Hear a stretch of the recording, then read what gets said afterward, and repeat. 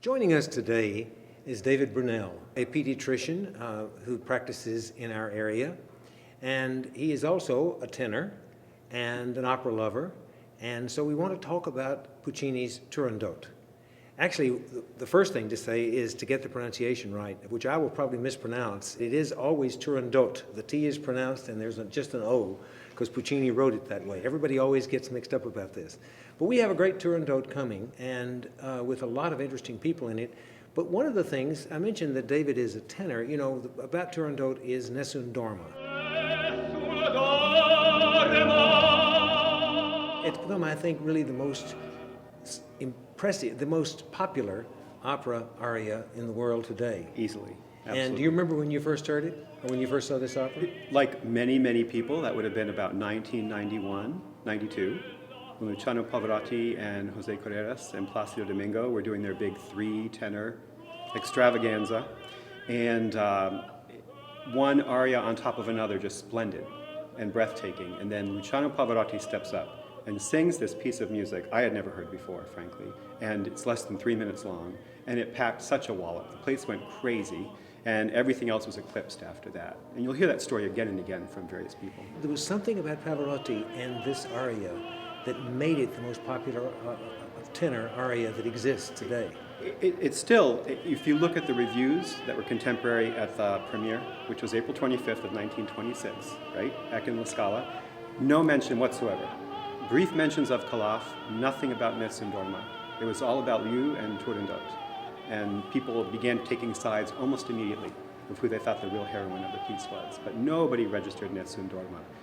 And the thing about Nessun Dorma is, or no one sleeps, which is what that means in English, is it's not, there is a high B at the end of it, a B natural, that's a big B natural, but it's not that. It's the music of it. There's some kind of sensual quality to that music that really gets people. I think you have to have a tenor who can spin those top notes and have a brighter sound, a very rich sound.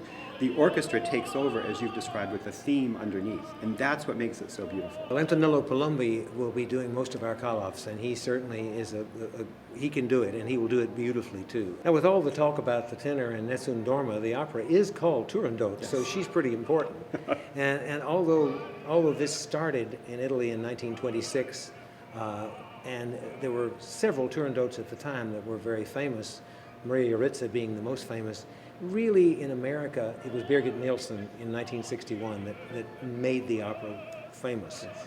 And I think with Laurie Phillips, we have a wonderful successor to her. She's a really wonderful singer. Marcy Stonekus will do 2 of the Turandots. But yet, David, don't you think it's interesting how Turandot, as a character, never, ever gets the audience, even though she has all the hard music to sing. It's Liu who always gets it. Liu is the Puccini character. Absolutely. He wrote nothing like Turandot, the part. And Liu is immediately appealing. Her music is easier on the ear. If you're used to Puccini, she sounds like Mimi, she sounds like Butterfly.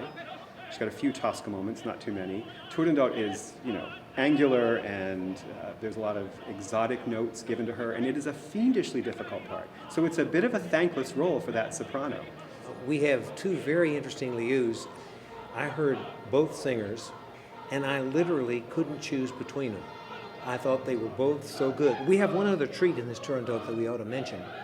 Peter Rose is, I think, one of the great basses of the world today, and he's considered to come and do Timur, which is the father of Kalaf, not a terribly big part, but he agreed to come back to Seattle and do this, and I think he really will be wonderful to hear him sing Timur's music. That's quite luxury casting right there.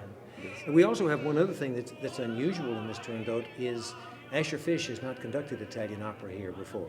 And Asher has conducted so many wonderful performances of Wagner and Strauss, but he's conducted every other kind of opera, both in Israel, where he used to be the head of the Israel Opera, and he conducts in Dresden and in Munich, and does Italian opera all the time. So I'm really happy that he's going to do the Turandot, which I think will add a great deal. I know the orchestra loves to play for him, and it'll be exciting to have him do it. Well, the sounds that come from that pit when he is on the podium are simply spectacular. No Doucet is the director, and Andre Barbe is the designer, and they really have done a fine job. It's going to be, I think, quite a spectacular show to look at.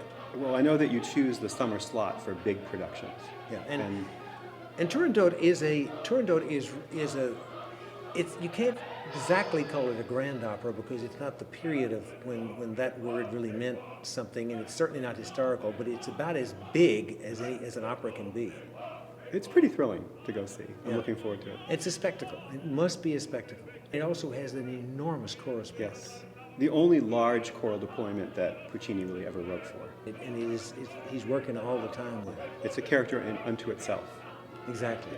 And dare I say, it's going to be a great show. Don't miss it. Don't miss it.